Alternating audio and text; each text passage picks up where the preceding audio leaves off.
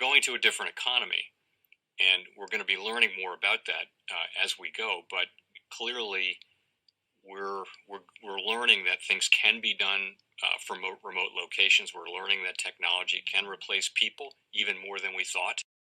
We're not going back to the same economy. We're recovering, but to a different economy, and it'll be one that is more leveraged to technology. And I worry that that is going to make it even more difficult than it was for many workers. In Silicon Valley, and my friends who work in technology know that what we did to the manufacturing workers, we are now going to do to the retail workers, the call center workers, the fast food workers, the truck drivers, and then even bookkeepers, accountants, insurance agents, lawyers, and on through the economy. So what happened to the manufacturing workers is a very clear sign. This effort, and China has big plans for this. They intend to seed their digital yuan into the global environment by giving it away to visitors at next winter's Olympics. When they arrive at the airport, they're going to get yuan digital wallets. They're going to receive digital yuan. They're going to use it throughout their visits to Beijing, and then they're going to take it back to their home countries. They see this as a huge advantage. Why? Because who controls the underlying protocols, who controls the underlying standards of the future of money will control the future of money. We have some other breaking news for the elites in our audience and maybe the elites on our sets. The World Economic Forum in Davos being called off officially now due to the Omicron variant. COVID-19. That annual meeting was scheduled to take place in Davos, Switzerland. We had just been talking about it in the last hour about when they might decide. It was supposed to happen on January 17th through 21st. The group now saying that it is planned for early summer. It's been postponed. Welcome to the Crypto Teacher. And guys, I come back with that video just to make you think. We have the World Economic Forum cancels Davos because of the C word. Yes, guys, they are turning up the distraction. We know how it goes. And then we have two senators have the C word when they have the vaccination. Yes, they do. And the boosters, guys. And they're still getting it. Guys, the movie continues. And then we have Scott Mucci and Kevin O'Leary talking about the gridlock on Build Back America. And guys, we know this is nothing but the Hegelian dialectic. They're definitely going to get this passed eventually. We know the rich are not going to pay anything they never have and never will. And we have Joe Manchin, probably told colleagues' parents to use child tax credit money for drugs. Guys, they're really turning up this Hegelian dialectic. They turning it up. And remember, I told you, the China's digital yuan is going to launch 2022. It's going to take about 3 years, 2022 to 2025, for it to actually circulate billions. But they're going to be the new world reserve currency. And guys, Bitcoin, Ethereum, and altcoins have become a regular on CNBC because we know the fourth industrial revolution is right around the corner, where robots and drones and algorithms replace humanity in the workforce while you enter into the metaverse. And what did they say about the Davos members? That's where the elites meet, because we know when it comes to the New World Order, it's all planned out. You have a wonderful day. Bitcoin prices also taking a notch lower today. They are not as far down right now as they were in yesterday's trading session. You can see they're 46,000, hovering right above that level.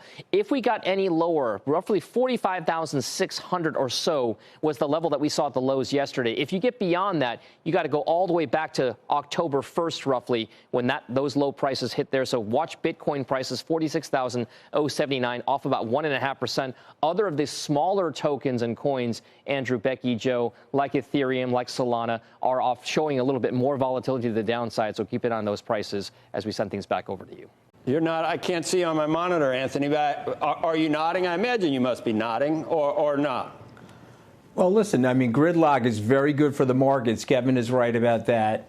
But I think you got a real problem in the country between the haves and have-nots, Joe. And if you look at the child care scarcity and the child care shortages, and you look at the issue that we have to deal with the environment, I think we got to pass a bill. And I will say this to Kevin and other Wall Street participants.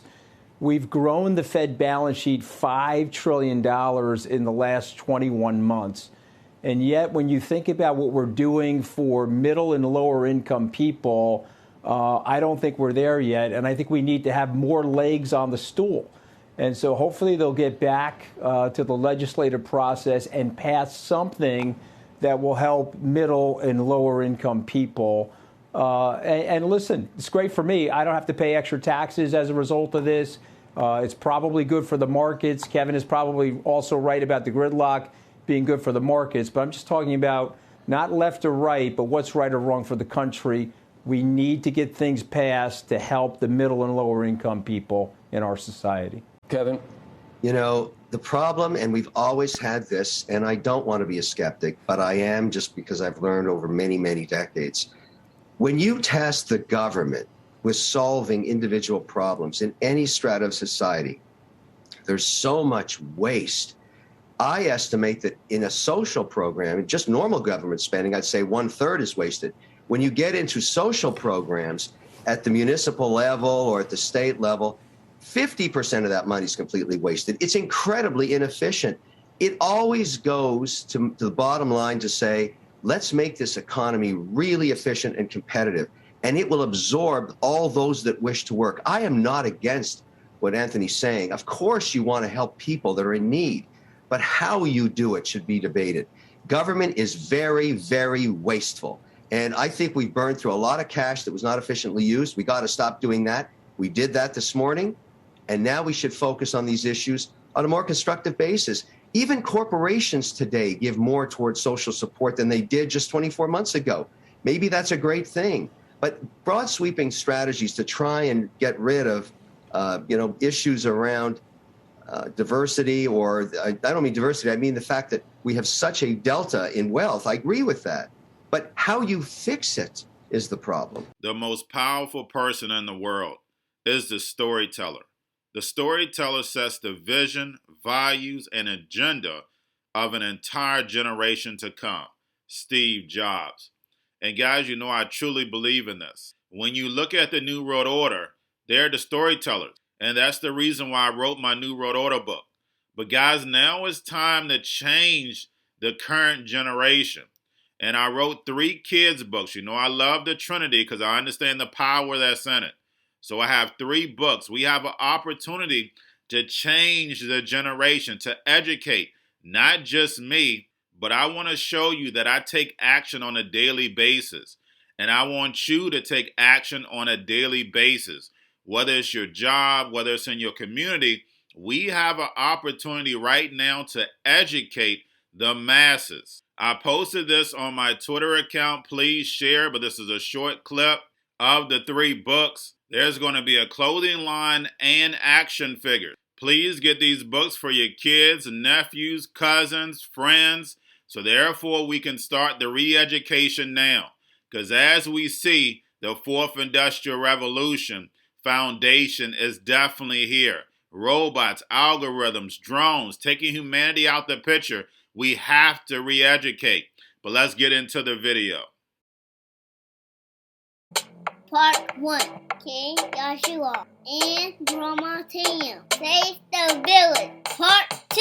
King Joshua and Grandma Tam save New York. From COVID Stories 3.